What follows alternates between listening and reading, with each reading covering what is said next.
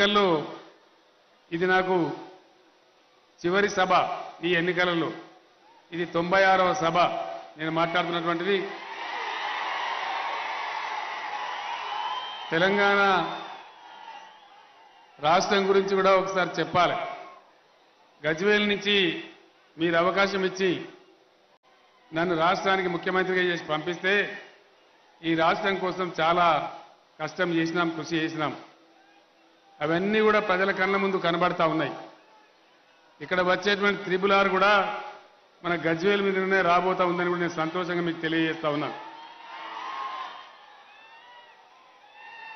గత 24 సంవత్సరాలుగా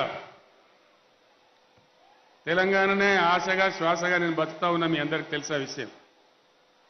ఉద్యమ సందర్భంలో తెలంగాణ ఎట్లా తేవాలనేటువంటి ఆరాటం, పోరాటం కాంగ్రెస్ పార్టీ మోసం చేసినా తట్టుకొని నిలబడి మొండిగా చివరికి మళ్ళీ దోకా చేసిందని గుర్తించి ఇంకా తప్పదనేటువంటి నమ్మకానికి వచ్చి కేసీఆర్ సచ్చుడో తెలంగాణ వచ్చుడో అని ఆనాడు మనందరం నేను ఆమరణ దీక్ష చేస్తే 33 పార్టీలు దేశంలో మనకు అండగా వస్తే అప్పుడు దిగి వచ్చింది ఈ కాంగ్రెస్ పార్టీ.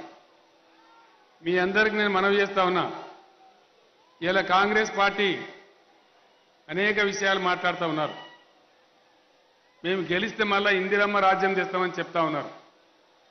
ఇందిరమ్మ రాజ్యం ఎవరికి కావాలి ఇప్పుడు నాకు అర్థం కాదు. ఇందిరమ్మ రాజ్యం చక్కగా ఉంటే ఎన్టీ రామారావు పార్టీ పెట్టి 2 రూపాయల కిలో బియ్యం ఇచ్చేదాకా ఆకలి కడుపులతోనే ఉన్నది కదా మన రాష్ట్రం, మన దేశం. అందువల్ల ఇందిరమ్మ